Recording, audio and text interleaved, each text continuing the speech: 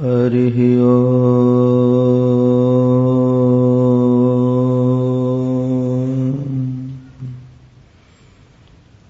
विश्वं दर्पणदृश्यमाननगरी तुल्यं निजान्तर्गतम्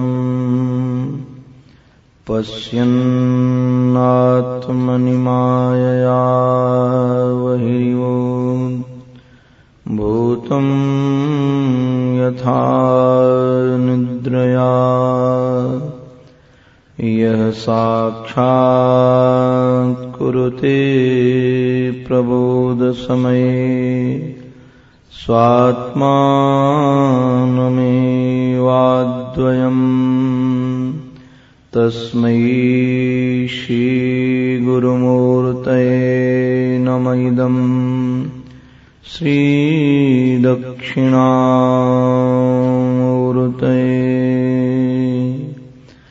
मुग्धं स्निग्धं मधुरमुरली माधुरी धीरनादैः कारं कारं कर्णविवशं गोकुलं व्याकुलत्वं श्यामं कामं व्रजजनमनो मोहनं मोहनाङ्गम् चित्ते नित्यं निवसतु महो वल्लभी वल्लभं नः। यः स्वानुभावमखिल श्रुतिसारमेकम्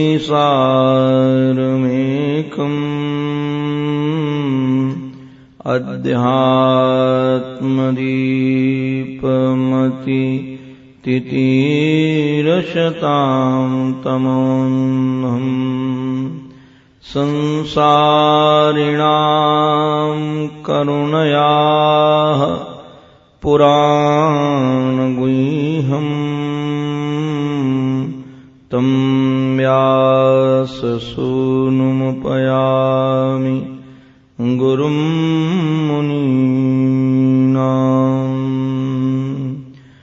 वागीशायस्य वदने लक्ष्मीर्यस्य च वक्षसि यस्यास्ते हृदये संवित् तं नृसिंहमहं भजे। विश्वसर्गविसर्गादि नवलक्षणलक्षितम् श्रीकृष्णाख्यं परं धाम जगद्धाम नमामत। सद्गुरुं सद्गुणाधारं ध्यानगम्यं निरञ्जनम् अखण्डानन्दपादं वै भूयो भूयो नमाम्यहम्। श्री अखण्डानन्दपादं वै भूयो भूयो नमाम्यहम्। वृंदावन विहारी लाल की जय जय जय श्री राधे जय जय श्री राधे जय जय श्री राधे। आओ मेरे मोहना पलक झाँप तुम्हीं ले ना मैं देखूं और को ना तुहीं दे देखन दे। जीवन धन श्री प्रिया प्रीतम के युगल पावन पवित्र चरणारविंदों में कोटिशः वंदन। परमादरणीय प्रातस्मरणी अनंत श्री समलंकृत श्री प्रेमपुरी जी महाराज के एवं श्री महाराजश्री के श्री युगल पावन पवित्र चरणारविंदों में कोटिशः वंदन। भगवत कथानुरागी भक्त वृंद एवं मातृशक्ति, आप सभी भी हमारे मनमोहन के मनमाधुरी अनुराग भरी छवि को लेकर अनेकानेक रूपों में बैठे हैं। उन्हीं की ही झांकियां देख करके आप सबके भी पावन चरणों में मैं कोटिशः वंदन करता हूं। श्रीमद्भागवत महापुराण का पावन पवित्र संकल्प है जीवस्य तत्व जिज्ञासा। मनुष्य शरीर तत्व जिज्ञासा के लिए मिला है, और तत्व माने बदंती तत्तत्वविदस्तत्वम् यज ज्ञानम अद्वयम ब्रह्मेति परमात्मेति भगवान इति शब्दते। अद्वय बोध का नाम ही तत्व है। आप उसे परमात्मा कहो, भगवान कहो, ब्रह्म कहो, शब्द अनेकानेक हो सकते हैं, किंतु सबका अर्थ एक ही है। श्रीमद् भागवत महापुराण एक बात और भी मधुर सांकेतिक भाषा में सांकेतिक रूप में कहते हैं कि अन्ते नारायण स्मृति। हम लोगों के जीवन में अंत के समय नारायण की स्मृति आ जाए, काम बन गया। ये जो अभ्यास हम लोग जीवन में करते हैं परमात्म चिंतन का, परमात्म बोध का, यह सफल तब हो जब हमारे जीवन में अंत में परमात्मा की स्मृति आ जाए। इसलिए हमारे वैष्णव तो कहते हैं कि प्रभो कृष्णस्त्वदीय पद पंकज पंजरांते अद्यैव में विशतु मानस राजहंस। हे श्री कृष्ण, आज और अभी हमारा मन आपके चरणारविंदों में लग जाए, फंस जाए। कृष्णस्त्वदीय पद पंकज पंजरांते अद्यैव में विशतु मानस राजहंस। प्राण प्रयाण समये कफवात पित्तैः कंठावरोधन विधो स्मरणम कुतस्ते। जीवन धन पता नहीं प्राण प्रयाण के समय शरीर की स्थिति क्या हो। कहीं कफ वात पित्त बढ़ गए, कंठ गुरगुराने लगेगा, चिंतन करना भी चाहें तो न कर पाए। किंतु आज और अभी यदि हमारा मन आपके श्री चरणारविंदों में लग जाएगा तो मुझे पता है कि उस समय भी हमारी स्मृति में आप रहोगे। और जिनकी पावन पवित्र गाथा हम लोग श्रवण कर रहे हैं, उनके तो जीवन भर चिंतन के विषय गोविंद रहे, और मृत्यु के समय तो साक्षात जगत नियंता जगदीश्वर परब्रह्म परमेश्वर उनके सामने साकार रूप में खड़े हैं। कभी चिंतन कीजिएगा, हमारे जीवन में एक भी संत आ जाए तो हम धन्य हो जाते हैं, और इनके जीवन में एक संत नहीं अनेकानेक संत आए। ब्रह्मर्षि, देवर्षि, राजर्षि, मूल में वर्णन है, सभी आए हैं। व्यास, पराशर, पुंडरीक, च्यवन, परशुराम, गालो, भृगु, मार्कंडे, ये जितने श्रेष्ठ श्रेष्ठ महात्मा हैं सब इनके सामने पवित्र आत्मा के सामने खड़े हैं। पवित्र आत्मा के सामने महात्मा नहीं आएंगे तो और कौन आएगा। इनकी है पवित्र आत्मा, इसलिए आ गए हैं महात्मा। पवित्रात्माओं के सामने आते हैं महात्मा, और जहां आते हैं महात्मा वहां आ जाते हैं परमात्मा। परमात्मा को यदि आहूत करना है तो आप डायरेक्ट परमात्मा को भले मत बुलाओ, महात्मा को बुलाओ, परमात्मा चले आएंगे। आपने शायद कभी देखा हो, हम लोग तो हरदम देखते, लगभग दूसरे तीसरे दिन ये घटना हम घटती जब वृंदावन में हम होते हैं। आश्रम में यदि जब गो ब्याती है गैया मैया, तो 3-4 किलोमीटर दूर हमारा गौशाला है, वहां कुछ गायें रहती हैं। तो गायों को जब ब्याती हैं और आश्रम में लाना होता है उनको, तो गाड़ी में नहीं लाना पड़ता है, रस्सी नहीं बांधनी पड़ती, आहूत नहीं करना पड़ता, बुलाना नहीं पड़ता।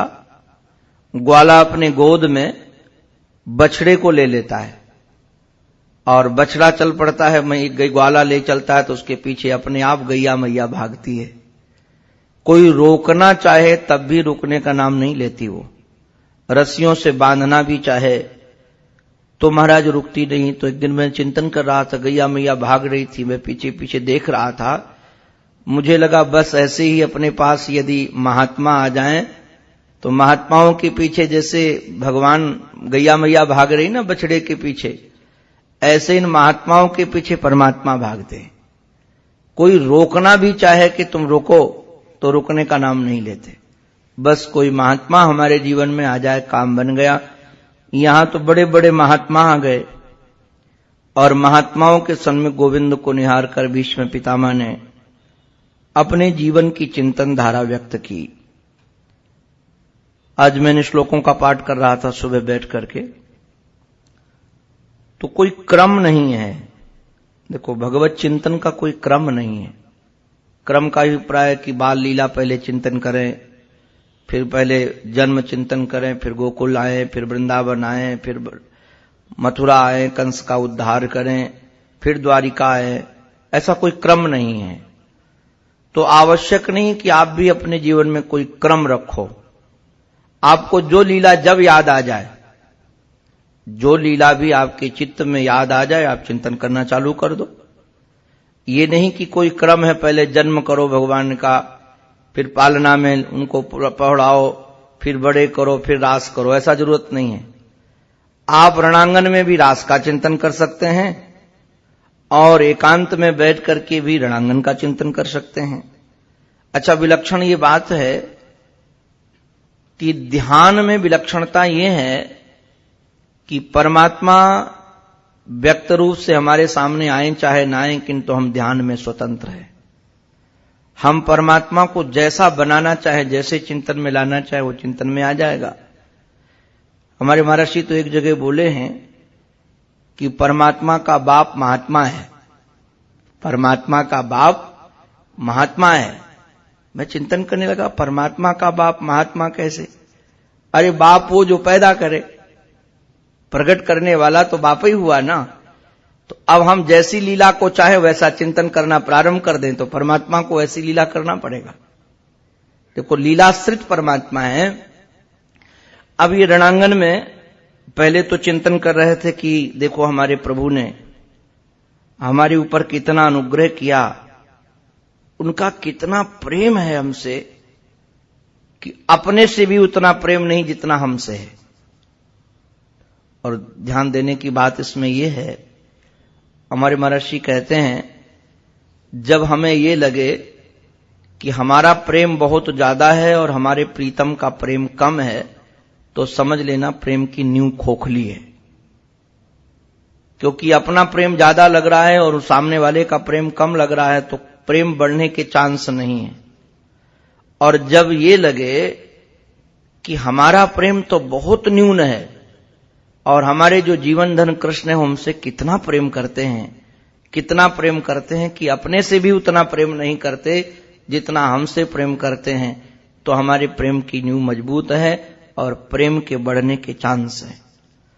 महाराज अपने लिए ये भीष्म पितामह ये नहीं कहते हैं कि हम बहुत बड़े भक्त हैं, हमारी बहुत अच्छी गति है इनके चरणों में। अपने को तो आतताई शब्द का प्रयोग करते हैं। मैं आतताई हूं और इस आतताई पर इतना अनुग्रह, इतना प्रेम इतनी करुणा, एक भी जीवन में ऐसे सद्गुण नहीं है कि करुणा को प्राप्त कर सके, उनकी कृपा को प्राप्त कर सके। हमने तो जीवन भर उनको कष्ट दिया, जीवन भर कष्ट दिया, और उन्होंने जीवन भर हमको प्यार किया। हम तो उनकी उपेक्षा करते रहे और हमको प्रेम से गले से लगाते रहे। ये कृपा तो देखिए तो सही। हृदय भराया, कहा कि लोग अपने वाक्य को पूरा करने में कितना जीवन लगा देते हैं, हम अपनी बात को कैसे छोड़ दें। और बात नहीं प्रभु, दुनिया के सामने, एकांत में नहीं, रणांगन में। और हमने जिस समय प्रतिज्ञा धारण कर ली, कल आप लोगों ने सुना ही, मैंने प्रतिज्ञा धारण की कि अपने माता पिता को लजा दूंगा, अपनी मां के दूध को लजा दूं, यदि शस्त्र धारण न करा दूं कृष्ण को। तो श्याम सुंदर ने कहा, चल तुम्हारी प्रतिज्ञा पूरी हो। हम अपनी प्रतिज्ञा छोड़ देते हैं, थारी राय सो हमारी राय। अरे तुम्हारी राय में अपनी राय मिला देते हैं, तुम्हारी खुशी में अपनी खुशी मिला देते हैं। तुम्हारा मन है प्रतिज्ञा तोड़वाने का, तो लो मैं तोड़ देता हूं। प्रतिज्ञा तोड़ दिया हमारे लिए। और हम भी कितने विलक्षण हैं। सित विशिक हथो विशीर्ण दंशः क्षतज परिप्लुप्ता आतताइनों में। महाराज हमने तो आतताई में हूं, बाणों को मार मार मार मार करके उनके कवच को तोड़ दिया। कवच को ही नहीं तोड़ दिया, उनके शरीर की खाल को भी विदीर्ण कर दिया। हमने इतने बाण मारे उनके ऊपर, किंतु कृपा उनकी देखिए, उसके बाद भी मेरे ऊपर इनका इतना अनुग्रह। सभवतु में भगवान गतिर मुकुंदः, जो ऐसे आतताई पर भी अपना प्रेम बरसाते रहे। बस अब हमारी ये प्रार्थना यही है कि हमारे जीवन की गति हमारे मुकुंद हो जाए, हमारे जीवन की गति। अच्छा, कभी चिंतन कीजिएगा कि हमारी मति की गति किधर है। हमारे महर्षि तो कहते थे, कभी सोचो कि हमारा प्रेम कहां है, परमात्मा से कि शरीर से कि स्वजन से। हमारी मति का प्रभाव किधर है। अच्छा देखो, मति में जो महत्व बुद्धि होती है ना, जिसके विषय में आप प्रयास करो चाहे न प्रयास करो, मति वहां अपने आप चली जाती है, अपनी आप गति होती है मति की। जहां भी महत्व बुद्धि होगी, तो यदि परमात्मा में महत्व बुद्धि होगी तो मति बार बार उधर जाएगी। इन्होंने पहले मति को भगवान के चरणों में समर्पित किया, और सबसे ज्यादा महत्वपूर्ण मति ही है। बुद्धि को समर्पित करने के बाद आप सुनते रहें, प्रार्थना करते रहें कि हमारी रति उनके चरणों में हो, रति चरणों में हो। अब रति के साथ साथ गति शब्द का प्रयोग भी करते हैं। गति माने चाल। हमारे मन की चाल किधर है, हमारे बुद्धि की चाल किधर है। तो भीष्म पितामह जी महाराज कहते हैं, सभवतु में भगवान गतिर मुकुंदः, हमारे गति भगवान हो। कौन से भगवान? मुकुंद। मुकुंद का अभिप्राय यह है, मुक्तिम द्यति खंडयति वा, जिनको देखकर मुक्ति की अभिलाषा ही समाप्त हो जाए। हमको मुक्ति नहीं, मुकुंद चाहिए। कहा कि एक तरफ मुक्ति खड़ी है और एक तरफ मोहन खड़े हैं। कहा क्या चाहिए तुमको? अरे बोले मुक्ति वक्ति हमें नहीं चाहिए, हमें तो मुकुंद चाहिए। तो मुकुंद ऐसे हैं, मोहन ऐसे हैं कि जिनको निहार करके मुक्ति की अभिलाषा समाप्त हो जाए, अथवा जो मुक्ति का दान करने वाले हैं। आ जाओ भाई, मुक्ति हमारे यहां बढ़ती रहती है, जिसको चाहिए मुक्ति यहां बढ़ती रहती है। तो जो मुकुंद है, मुक्ति का दान देने वाले, उनके ही चरणों में हमारी गतिर भवतु, हमारी गति उधर हो। हमारे मन का चिंतन, हमारी बुद्धि का चिंतन, हमारे शरीर की गति सब मिलकर के परमात्मा की ओर बढ़ जाए। क्यों परमात्मा की ओर बढ़ जाए? बोले इससे ज्यादा कृपालु दुनिया में कोई और मिलेगा क्या? अरे अपने भक्त के लिए विजय रथ कुटुंब आततोत्रे, श्रीमान जी क्या करते हैं, जो इनसे प्रेम करे, प्रेमी के लिए श्रीमान जी को कुछ भी कोई बना दे, सब बनने के लिए तैयार है। अपने प्रेमी ने कहा कि ऐसा करो, सारथी बन जाओ, बन गए।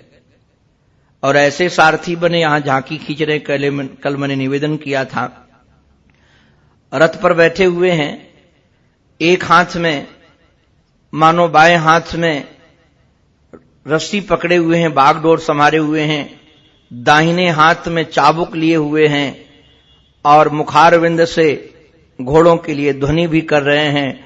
और इतना ही नहीं, महाराज सुंदर दृष्टि से मुस्कान भर करके निहार भी रहे। कई बार क्या होता है कि काम में व्यक्ति व्यस्त हो जाए तो फिर उसके मुखारविंद में मुस्कान नहीं रहती है।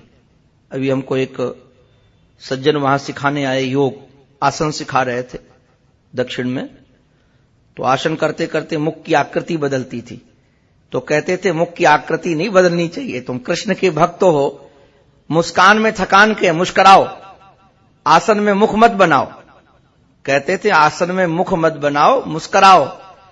तो देखो कैसी भी परिस्थिति में भगवान की विलक्षणता क्या है, वो हर हाल में खुशहाल रहते हैं, हर हाल में खुशहाल रहते हैं। नहीं तो युद्ध में यदि रथ चलाना हो तो युद्ध में रथ चलाने में मुस्कान रहेगी क्या? अरे कौन बाढ़ कहां से आकर के पड़ जाएगा, कुछ पता है क्या? ये रथ में महाराज बैठे हुए हैं, किंतु चारों तरफ से बाणों की वर्षा हो रही है और रथ को चला भी रहे हैं, ध्वनि भी कर रहे हैं और महाराज मुखमारविंद में मुस्कान भी हैं। और निरीक्ष हतागता स्वरूपम, जो युद्ध में मारे जा रहे हैं उनको निहार रहे हैं और निहार करके महाराज उनको अपने सारूप्य का दान दे रहे हैं, अर्थात सारूप्य मोक्ष देते जा रहे हैं। रथ चलाते जा रहे हैं, सारूप्य मोक्ष देते जा रहे हैं। तो ऐसे जो श्री कृष्ण हैं, ऐसे जो परमात्मा हैं महाराज, वह हमारे जीवन की गति हो, वो हमारे जीवन के विषय चिंतन के विषय हों। और सच में भगवान तो इतने करुणा बरुणालय है। हम लोग तो कई बार एकांत में चिंतन करते हैं तो अश्रु के अलावा कुछ हाथ नहीं आता। उनकी कृपा, उनकी करुणा। मैं भी पढ़ रहा था महर्षि को, महर्षि ने ऐसा सुंदर चित्रण किया, कहा कि एक बार हमारे भीष्म पितामह के सामने रणांगण में शायद युद्ध के चौथे दिन की चर्चा है। चौथे दिन युद्ध में दुर्योधन ने देखा कि हमारे भाई बहुत मारे गए और भीष्म पितामह युद्ध कर रहे हैं किंतु पांडवों को तो मार नहीं रहे, और जब तक एक पांडव नहीं मरेगा तब तक इनका आत्मबल नहीं गिरेगा, और जब तक आत्मबल नहीं गिरेगा तब तक इनको परास्त नहीं किया जा सकता है।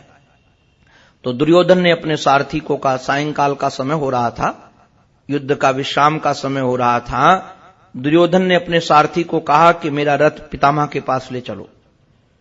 और रथ भीष्म पितामह के पास पहुंचा दुर्योधन का, उतर कर न बंदन किया न अभिनंदन किया और आक्षेप लगाता हुआ बोला, पितामह यदि तुमको ऐसा ही पक्षपात करना था तो अच्छा होता कि तुम हमारे साथ न होते, पांडवों के साथ होते, किंतु कम से कम हमको तुम्हारा भरोसा तो न होता।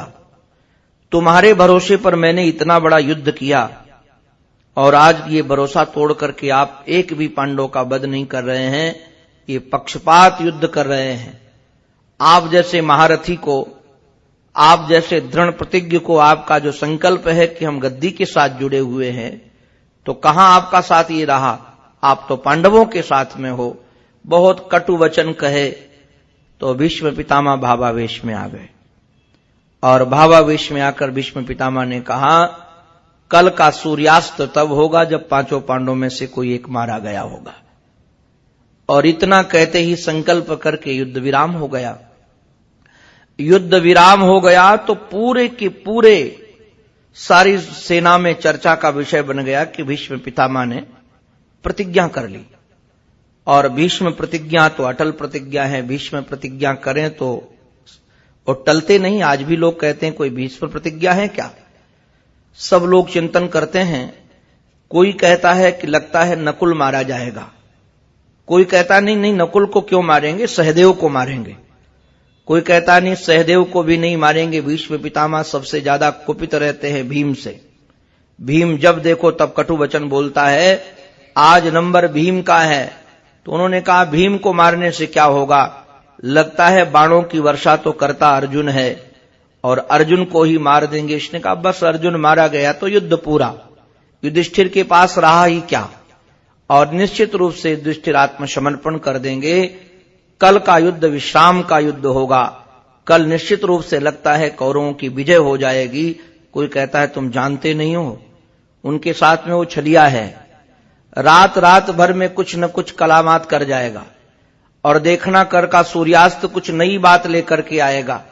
ये भीष्म पितामह को प्रतिज्ञा करने दो, अगर वो छलिया साथ में न होता तो प्रथम दिन युद्ध ही नहीं होता।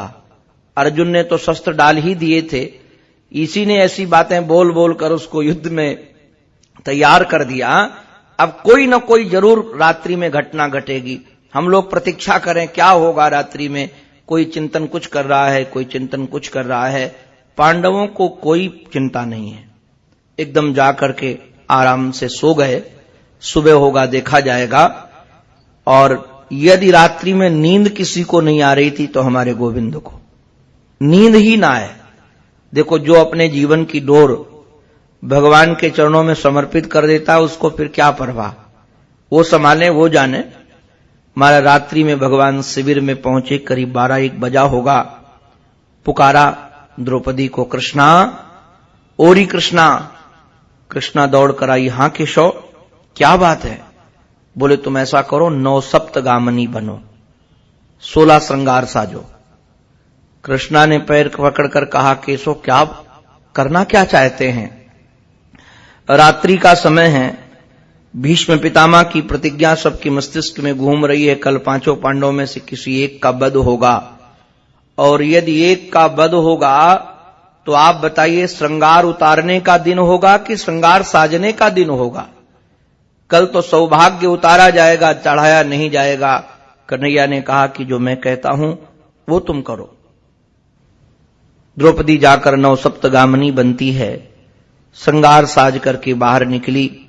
कन्हैया ने कहा कि हम चल रहे, पीछे पीछे तुम चलो, और देखो हम जहां तुम्हें ले जाएं जाकर के भीष्म पितामह को वंदन करना। पितामह के पास हम लोग चल रहे हैं, और जब तक वह आशीर्वाद देते रहे तब तक बीच में कुछ मत बोलना। कहा बिल्कुल नहीं बोलेंगी। महाराज वहां से चल पड़े लेकर के। श्रीमान जी चल रहे थे तो पीतांबर का घूंघट काट लिया था और दासी का भेष बना लिया था। नीचे भी पीतांबर धोती जैसे लपेटे हैं जिससे स्त्रियां पहनती हैं, ऊपर पीतांबर ओढ़ रखे हैं, दासी का भेष बना के चल रहे हैं। मुड़ मुड़ के देख रहे हैं, कोई देख तो नहीं रहा है। इतने में देखा द्रौपदी के चरणों पर दृष्टि गई तो पंजाब की जूतियां पहनकर गई थी। तो कहा ये तुम्हारे पंजाब की जूतियां, इससे पहचान होती है कि तुम पांचाली हो, जूतियां उतारो। जूतियां उतारा। गोविंद ने कहा यहां वहां यदि हम छोड़ देते हैं तो पहचान हो जाएगी, यहां पहरेदार घूम रहे हैं।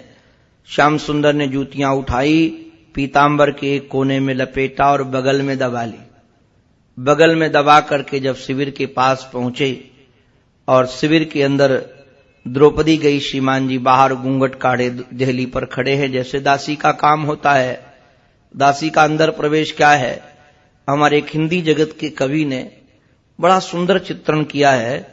थी अर्धरात्र की बेला, थी अर्धरात्र की बेला, भीषम की लगी समाधि थी, मन प्रभु चरणों में लगा हुआ उस समय न कोई व्याधि थी। भीष्म पितामह ध्यानस्थ थे और चिंतन में डूबे हुए थे। उस समय कोई चित्त इधर उधर नहीं भटक रहा था। द्रुपद सुता ने सर रखा बाबा भीष्म के चरणों में, बाबा चौके चरणों में आकर कौन झुका, देखा एक सधवा नारी है। जिस समय उन्होंने जाकर मस्तिष्क झुकाया तो उनके श्रृंगार से, उनके वस्त्रों से पता चल गया कि कोई सौभाग्यशालिनी स्त्री है। वर्णन यह है कि भीष्म पितामह ने दुर्योधन को कहा था, दुर्योधन तू तो आशीर्वाद पाने लायक नहीं है, तेरे को मैं आशीर्वाद दूं ऐसी तेरी योग्यता नहीं है। तू ऐसा करना, अपनी पत्नी को भेज देना, वह सच्चरित्र है, सती है, मैं उसको आशीर्वाद दे दूंगा तो तेरे काम आएगा। आशीर्वाद उसको दूंगा और काम तुम्हारा बन जाएगा। तो वो सोचता है, महाराज भीष्म पितामह सोचने लगे कि शायद दुर्योधन की पत्नी आ गई। देखा सधवा नारी है, उसके तन की रंगी साड़ी सधवापन को दर्शाती है। आशीर्वाद मुख से निकला, सौभाग्यवती हो रही बेटी। आशीर्वाद दे दिया, सौभाग्यशालिनी भव। आशीर्वाद मुख से निकला, सौभाग्यवती हो रही बेटी। तेरे हाथों की मेहंदी का रंग कभी न छूटे री बेटी। आशीर्वाद मैं देता हूं, तुम वीर सुहागिन वाली हो। वर देता हूं मैं तुमको। जब ऐसे वर दे रहे थे तो द्रौपदी को रहा नहीं गया। द्रौपदी चिंतन करने लगी, बाबा ने कल तो प्रतिज्ञा की, आज सौभाग्यशालिनी होने का आशीर्वाद दे रहे हैं। द्रौपदी ने घूंघट खोलकर कहा, बाबा यह क्या बतलाते हो? आज और कुछ काल और तुम सत्यव्रती कहलाते हो। कल तुमने प्रतिज्ञा की है कि पांचों पांडवों में से एक का वध करेंगे, आज हमको सौभाग्यशालिनी होने का आशीर्वाद दे रहे हो। जरा एक बात बताओ कि कल की तुम्हारी प्रतिज्ञा सत्य है कि आज का आशीर्वाद सत्य है? अब आया होश पितामह को। ये क्या हो गया? कर से माला छूट गई, प्रभु चरणों में लगी हुई चितचोर समाधि टूट गई। अब होश आया, महाराज माला छूट गई, भगवान के चिंतन टूट गया। कहा, बेटी तेरे इन प्रश्नों का उत्तर पीछे मैं दे पाऊंगा। तुमने ये प्रश्न किया है कि कल का जो आपका प्रण है वह सत्य होगा कि आज का आशीर्वाद, तो ये प्रश्नों का उत्तर तो मैं पीछे दूंगा। जरा तुम बताओ तो सही, तुम्हें यहां लाया कौन है? तुम्हें लाने वाला यहां कौन है? दौड़ करके मारा डेहुड़ी पर जाकर ज्यों देखा। डेहुड़ी का दृश्य निराला था। दौड़कर दरवाजे पर गए तो जाकर देखते क्या है, डेहुड़ी का दृश्य निराला था। पीतांबर का घूंघट काढ़े खड़ा बांसुरी वाला था। देखा कि वो पीतांबर का घूंघट काढ़े खड़े हुए हैं।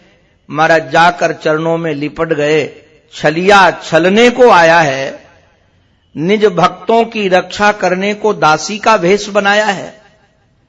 महाराज रोने लगे। भीष्म पितामह चरणों में लपट करके, वाह प्रभु, अपने भक्तों के लिए आप दासी का भी भेष बना सकते हैं। और जब चरणों में लपट करके रो रहे थे कि श्याम सुंदर यहां भी छलने की आदत नहीं गई, यहां भी छलने के लिए आप आ गए। उठ ही नहीं रहे थे तो भगवान हाथ पकड़ करके उठाने का प्रयास किए तो जो बगल में जूतियां दबी थी नीचे गिरी। और जो भीष्म पितामह ने जूतियां देखी तो फपक फपक कर रो पड़े। वाह प्यारे, तुम अपने भक्तों की इस प्रकार से सेवा कर सकते हो, ऐसे जूतियां ढो सकते हो? द्रौपदी की ओर निहार करके कहा, बेटी जाओ, सौभाग्य अमर तुम्हारा है। क्यों सौभाग्य तुम्हारा अमर है? जाओ, सौभाग्य अमर तुम्हारा है, क्योंकि रक्षा करने वाला यह जग का रखवाला है। जिसके सौभाग्य की रक्षा जगन नियंता जगदीश्वर परब्रह्म परमेश्वर कर रहा हो, उसके सौभाग्य को कौन मिटा पाएगा?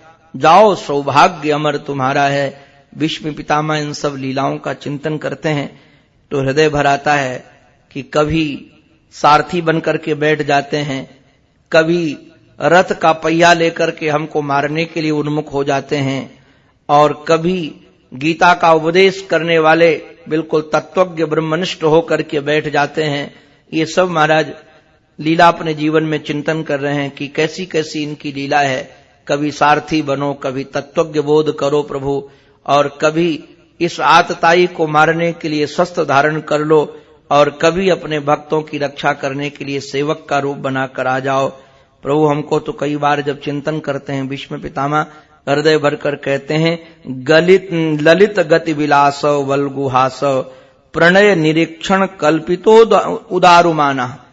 देखो प्रभु, आपकी ललित गति का अभिप्राय मस्त चाल। भगवान की जो चाल है ना, ऐसी मस्त है। आपने कभी अगर हाथी को चलते हुए देखा हो, हाथी जब चलता है ना झूमते हुए, उसको कोई जल्दी नहीं होती है। जैसे हम लोग चलते हैं तो बहुत जल्दी जल्दी चलते हैं, या कोआलस्य में चले, ऐसे नहीं।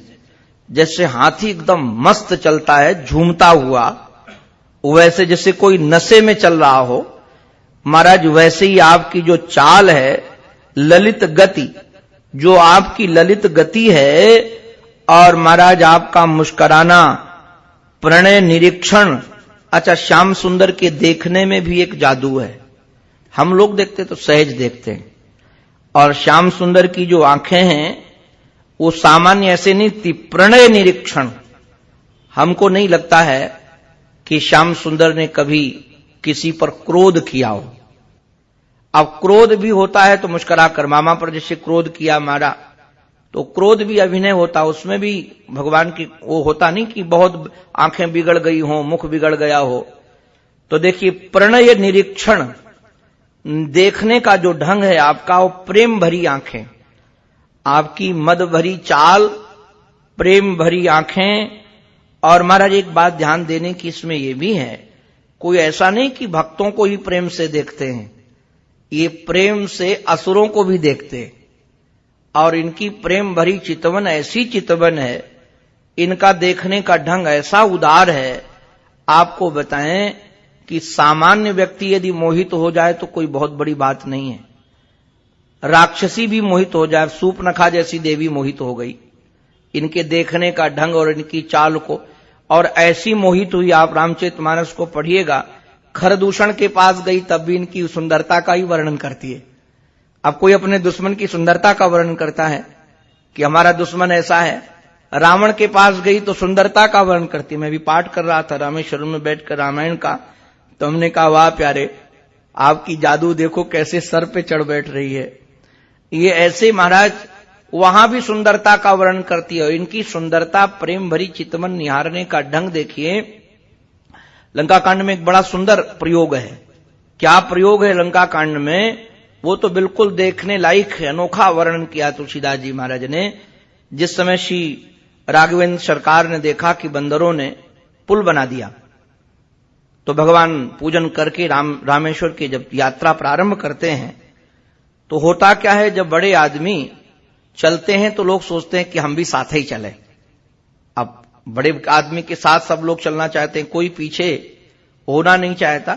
और कई बार साथ साथ के चक्कर में हमको अनुभव है, कोई क्या करते हैं, जैसे खड़ाऊ पहने तो खड़ाऊ में पीछे से पैर रख देते हैं। अब जल्दी चलने के चप्पल के पीछे से पैर दबा देंगे तो गिरने का डर। तो भगवान के पीछे भी आगे पीछे सब बंदर हो रहे हैं कि सब साथ चले। तो भगवान ने सोचा अब साथ कैसे चलें, सब लोग तो एक साथ निहार नहीं सकते, देख नहीं सकते। तो भगवान इतनी प्रेम भरी दृष्टि से समुद्र की ओर देखे और सुंदर रूप प्रकट किया। तो तुलसीदास जी महाराज कहते हैं, देखन कहूं प्रभु करुणा कंदा, देखन कहूं प्रभु करुणा कंदा, प्रगट भये सब जलचर वृंदा। भगवान को देखने के लिए, महाराज करुणाकंद प्रभु को देखने के लिए सब जलचर वृंद प्रकट हो गए। अब जलचर वृंद प्रकट हो गए तो आप चिंतन कीजिए, दोनों तरफ जल है, पुल बना हुआ है, पुल में चल रहे हैं, इधर भी जलचर इधर भी जलचर, और कोई छोटे छोटे नहीं बड़े बड़े तिमिंगल प्रकट हो गए। और प्रकट होकर के भगवान को देख रहे हैं अपलक दृष्टि से। कोई हटाना भी चाहता है तो हटते नहीं है, जब हटाना चाहते हैं तो हटते नहीं। तो हमारे एक महात्मा तो कहते थे कि ये नल नील ने एक बनाया पुल, और भगवान के सौंदर्य ने दो पुल बना दिए, एक इधर एक इधर। अब बंदरों ने देखा कि दो पुल बन गए हैं इधर उधर, तो सबको अच्छा हो गया, सब उछल उछल करके उन पर चल पड़े। तो कुछ बंदर इधर वाले पुल पर चल रहे हैं, बड़े बड़े तिमिंगलों के ऊपर, मछलियों के ऊपर उछल उछल कर चल रहे हैं, और इतनी सब गतिरोध हिल नहीं रहे हैं, वो पता ही नहीं चल रहा है कि उनके ऊपर कोई चल रहा है, वो अपलक दृष्टि से परमात्मा को निहार रहे हैं। ये देखिए सौंदर्य का जादू। तो भीष्म पितामह कहते हैं, ललित गति विलास वल गुहास। महाराज आपकी ललित चाल, आपकी मंद मंद मुस्कान, और जो प्रणय निरीक्षण है, और जब प्रेम से आप किसी को देख दो महाराज, जो अगर किसी को मुस्कुरा के देख दे वो फिर काम का नहीं रहेगा। लखी लाल की मुस्कान, हमारे ब्रज में कहते हैं, लखी जिन लाल की मुस्कान, जिसने लाल की मुस्कान देख ली, भूली गली, वो गली भूल गई, घर भूल गई, द्वार भूल गई, अरे महाराज अपने कुल की मर्यादा भूल गई। लखी जिन लाल की मुस्कान, जिसने लाल की मुस्कान देखा तो प्रणय निरीक्षण, आपका प्रेम भर करके देखना, और महाराज जिस समय गोपियां आपके साथ में नाच रही थी, रास का ये चिंतन है। ललित गति विलास अंगना मंगना मंतरे माधवो माधवम माधवम चांतरेणांगना। भगवान ऐसे सुंदर ढंग से नाच रहे हैं। ये रास का जो नृत्य है हल्लीशक नृत्य है। इसका विधान ये होता है कि नायिकाएं अनेक हो, नायक एक हो, किंतु वह नायक ऐसी प्रगल्भता से, ऐसी चतुरता से नाचे कि सभी नायिकाओं के मध्य में नजर आए। नायक है तो एक, किंतु सभी नायिकाओं के साथ नजर आए और लगे कि सब नायिकाओं को लगे कि हमारे साथ है, सबको लगे कि हमसे प्रेम कर रहा है। तो ये जो आपका नृत्य था देख करके मन भा गया। और महाराज आपको क्या कहें, उन गोपियों ने जब आपकी ये मुस्कान देखी, आपका ये खेल देखा, तो इतनी मुग्ध हो गई कि थोड़ा अपनी ओपरी दृष्टि चली गई। तो आप तिरोहित हो गए। जो महाराज तिरोहित हो गए आप उन ब्रजांगनाओं के मध्य से। तो ब्रजांगनाओं ने पहले तो पूछा लताओं से, गुलमों से, औषधियों से। फिर पूछने के बाद क्या हुआ, तन मनस का आपका चिंतन कर करके महाराज उन्मदांधा का अभिप्राय उन्मंद हो गई। अर्थात लगता है आपके चिंतन में इतनी डूब गई कि शरीर की सुधि नहीं रही। और जब शरीर की सुधि नहीं रही, आप रास पंचाध्यायी सुने हैं, उसमें वर्णन है कि इतनी मुग्ध हो गई ये गोपियां, इतनी मुग्ध हो गई कि एक गोपी ने अपनी चुनरी उड़ा दी और उड़ा करके हाथ लगा करके कहती है कि कृष्णो हम कृष्ण हैं और हमने गिरिराज को धारण कर लिया है, तो हमारे पास आ जाओ। एक गोपी कहती है कृष्णो मैं कृष्ण हूं, हमारी चाल देखो। दूसरी गोपी क्या करती है, यशोदा बन जाती है। और तीसरी गोपी महाराज कृष्ण बन जाती है और गोपी बनकर के महाराज कृष्ण बनकर वह यशोदा की गोद में लेट जाती है और मैया मैया कहके पुकारने लगती, मैया मैया मुझको भूख लगी है, भूख लगी है। तो ऐसी सब लीलाएं कर रही हैं। ऐसे नहीं, एक गोपी पूतना बन गई और दूसरी गोपी कृष्ण बन गई। और कृष्ण बन करके ये देखिए, तन मनस्का तदालापाहा तद विचेष्टिताहा। ये चिंतन की जब धारा जीवन के व्यक्ति में बढ़ती है, तो जैसी गति चिंतन करने, जिसकी हम चिंतन धारा कर चिंतन बह रहा है हमारे चित्त में, जब हम उनका चिंतन ज्यादा करेंगे तो वो चेष्टाएं हमारे जीवन में होने लगेंगी। जैसी जैसी गति अपने प्रेमास्पद की होती है, वही महाराज अपनी गति हो जाती है। तो प्रकृति मगन किल यस्य गोपबध्वा। आपके ही चिंतन में डूबी हुई ये गोपबधुएं, गोपबध्वा कहने का अभिप्राय है तो गोप की बधुएं, बंधी हुई गोप से। बधु माने जो बांध दे या बधी हो, दोनों बातें। तो ये जो बंधी हुई थी गोपों से, ये गोप बधुओं पर भी आपने ऐसी कृपा की कि उनका चिंतन आपने ऐसा बढ़ाया कि सबका चिंतन कृष्णाकार हो गया। अपनी वृत्ति क्या बनाना है, ब्रह्माकारी तो वृत्ति बनानी है। प्रयास किसका है, ब्रह्माकारी वृत्ति का। और देखो ये चिंतन की धारा देखिए। अब कई बार मैं चिंतन करता हूं, वियोग में जब इनकी दशा कृष्णाकार वृत्ति बन गई, तो संयोग में कृष्णाकार वृत्ति क्यों नहीं बनेगी। अपने आप इनकी कृष्णाकार वृत्ति बन गई। तो जिनकी आप कृष्णाकार वृत्ति बनाते हैं, ऐसी गोपियां धन्य हैं। और आज मैं भी बहुत बड़ा धन्य हूं। पूछा आप क्यों धन्य हैं, तो देखिए रास से हमारे महर्षि ने एक बात और बोली है कि जो भीष्म पितामह रास का चिंतन कर रहे हैं, ये निश्चित समझिएगा कि रास व सामान्य रास नहीं है। बाल ब्रह्मचारी, दृढ़ प्रतिज्ञ और अपने धर्म में निष्ठ, वह रास में यदि कुछ गड़बड़ी होती तो रास का चिंतन करने वाला नहीं था। ये रास का चिंतन कर रहे हैं, बहुत बड़ा महत्व है। तो इसलिए महाराज रास का चिंतन करते करते एकदम सीधे इनकी चित्तवृत्ति राजसू यज्ञ में गई और राजसू यज्ञ की ओर चित्तवृत्ति ले जाकर अपने को धन्य धन्य बोलने लगे। महाराज राजसू यज्ञ में चित्तवृत्ति जाने का अभिप्राय कहते हैं, मुनिगण नृपवर्य संकुलेन्तः, जहां बड़े बड़े मुनिवर्य, बड़े बड़े महात्मा बैठे थे और महाराज जहां बड़े बड़े राजा लोग बैठे थे, बड़े बड़े मुनि लोग बैठे थे, उन सभा में संकुलेन्तः, उन सभा में आप भी बैठे हुए थे। तो अब ये निश्चित हुआ कि सभा में अग्र पूजा किसकी हो, अग्र पूजा किसकी हो। बहुत कठिन होता है जब बड़े बड़े महात्मा इकट्ठे हो जाए ना, तो किसका प्रवचन पहले करवाना है, किसका बाद में करवाना है, कौन उत्तर बैठेगा, कौन पूरब बैठेगा, कौन पश्चिम बैठेगा, बड़ा कठिन खेल है।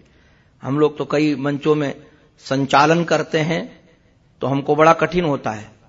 अगर किसी महात्मा को बड़ा नाम हो उसका और उनको यदि पहले बुलवा दिया जाए तो झगड़ा करते हैं आकर के, क्या खड़िया पंडन समझ रखा है क्या, हमसे बुलवा दिया पहले। किंतु हम कई बार अपने महाराज श्री का चिंतन करते हैं। महाराज जी कहते थे पहले यदि हमको बुलवाओगे तो हम ड्राइवर हैं, और लास्ट बुलवाओगे तो हम हरी झंडी दिखाने वाले गार्ड हैं, और बीच में बुलवाओगे तो हम टीटी हैं। तो हमको कहीं, महाराज जी को तो कहीं कभी कोई बुलवा दे कोई दिक्कत नहीं होती थी।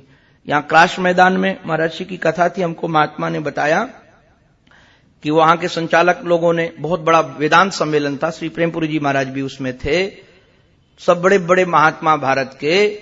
तो अब क्या हुआ कि महाराज जी को पहले बुलवाया कुछ लोगों ने, बड़े बड़े महात्माओं ने कहा इनको पहले बुलवाओ। तो पहले बुलवाने के बाद क्या हुआ, जितने महाराज जी के लोग थे सब उठ के चले गए, दूसरे को सुनने की इच्छा ही नहीं। सब जो उनके दीवाने थे तो सभा बिगड़ गई। तो दूसरे दिन लोगों ने कहा कि बीच में बुलवाओ, तो बीच में बुलवाया गया महाराज श्री को। अब बीच में बुलवाया गया तो तब तक बैठे रहे, जो कथा पूरी तो फिर भागे। तो बाद में सब लोग हार करके बोले यदि सभा की शोभा रखनी है तो उनको लास्ट में ही बुलवाओ, क्योंकि लास्ट में बुलवाओगे तो सब लोग बैठे रहेंगे, नहीं चले जाएंगे। किंतु महाराज जी को कोई फर्क नहीं पड़ता था, चाहे लास्ट में बुलवाओ, चाहे पहले बुलवाओ, चाहे कभी बुलवाओ। उनको कहना था जो हमको बात कहनी है वो हम किसी भी समय कहेंगे, हमें क्या दिक्कत है। किंतु होता बहुत है, जब हमारे महाराज जी का अमृत महोत्सव हुआ 75 साल के जब हुए, तो हम लोगों को स्मरण है महाराज कौन शंकराचार्य पहले बोलेंगे, कौन बाद में बोलेंगे, किनका आसन ऊंचा होगा, कितना नीचा होगा, हमारे मान जी फीता लेकर नापते थे। तो हम लोगों को लगता था हे भगवान, इससे अच्छे तो गृहस्थी ही है, जिनको कहीं बैठा दो, कहीं उठा दो, कोई दिक्कत की बात नहीं है।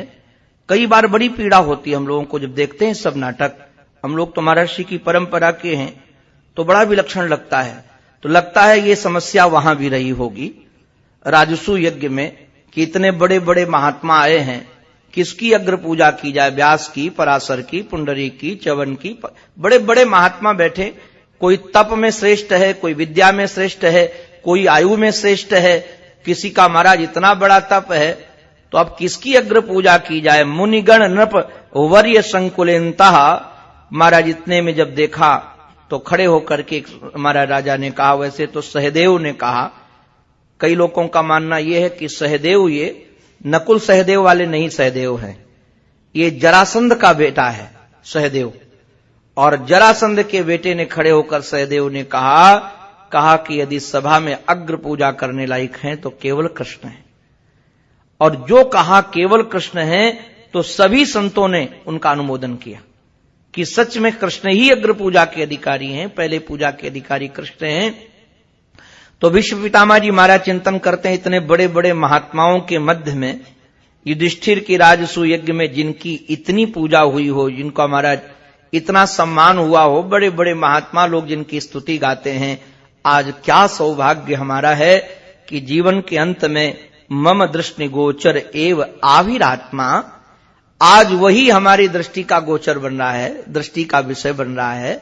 हमारे प्राण प्रयाण के समय जिससे बड़े बड़े महात्मा, अमलात्मा, ज्ञानेन्द्र, मुनीन्द्र चाहते हैं, जिनकी पूजा करते हैं, अरिणत करते हैं और महाराज उनको निहारना चाहते हैं, आज हमारा सौभाग्य देखो, मम दृष्टि गोचर एष आविरात्मा, आज हमारे आंखों के सामने वह हमारी आत्मा बनकर के, हमारा परमात्मा बनकर के बैठा हुआ है। और ये चिंतन करके महाराज ये बाद में कहते हैं, जैसे देखो ध्यान देने की बात यह है कि सूर्य के प्रतिबिंब अनेकों हैं किंतु बिंब तो एक ही है।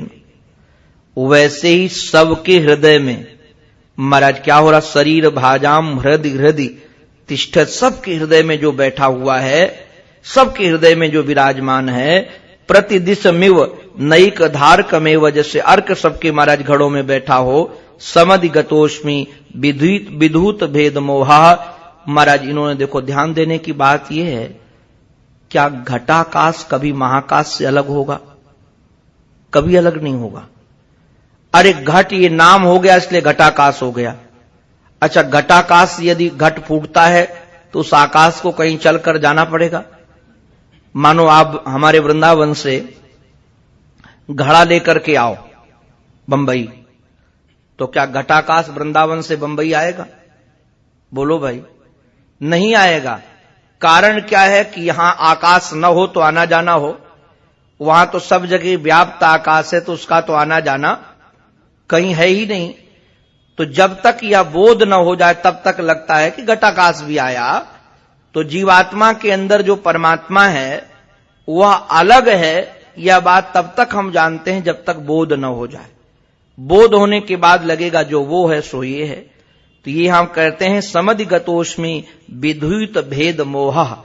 महाराज इनका सब मोह समाप्त हो गया और ये भेद मिट गया कि परमात्मा अलग जीवात्मा अलग, अर्थात ब्रह्मात्मैक्य बोध हो गया।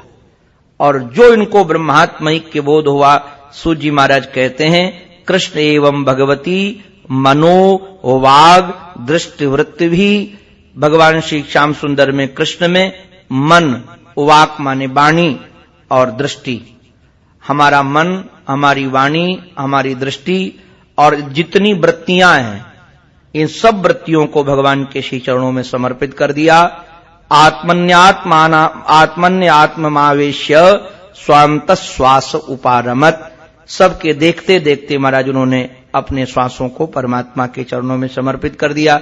जैसे बृहदारण्यकोपनिषद में वर्णन है कि न तस्य प्राणा उत्क्रामंती यही परिलीयते। जिसको बोध हो जाता है उसके प्राण कहीं आते जाते नहीं है, यहीं लीन हो जाते हैं। तो स्वांत श्वास उपारमत, इनके कहीं सांस गई नहीं, अर्थात सूक्ष्म शरीर आदि भी कहीं जाने की इनकी जरूरत नहीं पड़ी। बोध हो गया और बोध होते ही महाराज इनके शरीर तो वहीं पड़ा रह गया, प्राण लीन हो गए। और संपद्यमान माज्ञाय, जब सब लोगों ने देखा, भीष्मन ब्रह्मण निष्कले। देखो भीष्म क्या हो गए? ब्रह्म हो गए, निष्कल ब्रह्म। जब सब लोगों ने देखा कि भीष्मम ब्रह्मणि निष्करे सर्वे बभूस्ते तूष्णीम, सब लोग मौन हो गए। और मौन हो गए जिससे आप लोग कभी ध्यान दिए होंगे, जब किसी का शरीर नहीं रहता और सभा बुलाई जाती है तो कहते हैं भाई 2 मिनट के लिए सब लोग मौन हो जाओ, आंख बंद करके मौन हो जाओ। तो जो इनका शरीर महाराज पूरा हुआ, प्रारब्ध पूरा हुआ, तो सभी लोग तूष्ण बिल्कुल महाराज मौन हो गए। वयांसी व दिनात्यये, जैसे पक्षी सूर्यास्त होते ही शांत हो जाते हैं, कलरव बंद कर देते हैं, महाराज वैसे ही सब लेकर शांत हो गए, कुछ नहीं बोले। बाद में महाराज दुंदुभियां बजने लगी, चारों तरफ पुष्पों की वर्षा होने लगी, सब लोग साधु साधु कह के पुकारने लगे कि मौत हो तो ऐसी मौत हो जैसे भीष्म पितामह की हुई। ऐसा अवसर कहां मिलेगा? इतने बड़े बड़े महात्मा परमात्मा सामने विराजमान है। भगवान ने स्वयं महाराज इनका संस्कार करवाया। मैं कई बार बोलता हूं कि जो सौभाग्य रामावतार में दशरथ को नहीं मिला वो जटायु को मिला। जो दशरथ को सौभाग्य नहीं मिला वो रामावतार में जटायु को मिला। और जो नंद बाबा को, वसुदेव जी को सौभाग्य जो नहीं मिला वो भीष्म पितामह को मिला। भीष्म पितामह की चिता में भगवान शामिल थे और हमारा संस्कार किए गए। संस्कार करने के बाद अच्छा, एक ध्यान देने की बात यहां एक और भी है, आज हमारी दृष्टि गई। सब जब वहां से जाने लगे भीष्म पितामह के संस्कार के बाद, तो शोक को चित्त में लेकर कोई नहीं गया कि भाई दुख को चित्त में लेकर गए हों। सब बड़े बड़े महात्मा क्या करते हैं? ततस्ते कृष्ण हृदय, सब लोगों ने अपने हृदय में कृष्ण को बैठाला। सब महाराज सब लोगों ने ततस्ते कृष्ण हृदया स्वास्त्रमान ययु पुनः, सब महात्मा अपने अपने आश्रम को चले गए श्याम सुंदर का चिंतन करते हुए, श्याम सुंदर को अपने हृदय में लेकर के।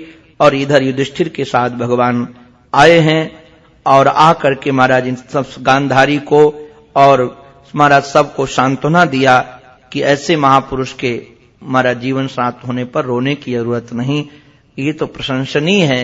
सबको आश्वासन दिया, समझाया कि ये तो भगवत रूप ही हो गए, क्योंकि जिनको जान करके ब्रह्मविद ब्रह्मैव भवति, अब उनकी सत्ता अलग नहीं, अब उनकी सत्ता कृष्ण रूप में ही है। अर्थात भीष्म पितामह को निहारना हो तो श्री कृष्ण को निहार लो, श्री कृष्ण को निहारने से भीष्म पितामह के दर्शन होंगे, क्योंकि उनका बोध ऐसा था कि इनमें ही लीन हो गए। ऐसे ही यहां ये भीष्म स्तुति पूर्ण होती है। अपने आराध्य के पावन पवित्र चरणों में हमारी यही प्रार्थना है, जैसे भीष्म पितामह का चिंतन अहरनिश गोविंद का है, वैसे हमारा भी चिंतन सदा उन्हीं का बना रहे।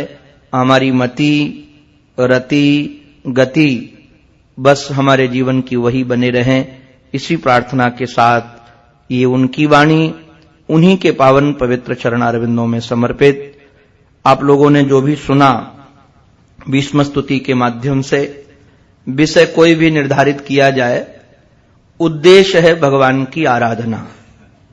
जैसे पुष्प चाहे कोई क्यों न हो, चाहे चंपा के, चाहे चमेली के, चाहे जूहू के, उद्देश्य हो आराध्य को रिझाना। वैसे चाहे कभी कुंती स्तुति लेते हैं, कभी भीष्म स्तुति लेते हैं, कभी और विषय लेते हैं, इसका उद्देश्य है आराध्य की आराधना ही, और जीवन इसी में समर्पित है। बस उनसे प्रार्थना है, ये वाणी उन्हीं की है, उन्हीं के पावन पवित्र चरणों में समर्पित करता हुआ वाणी को विराम। बोलो भक्तवत्सल भगवान की जय, सद्गुरुदेव भगवान की जय, वृंदावन बिहारी लाल की जय। जय जय श्री राधे, जय जय श्री राधे, जय जय श्री राधे।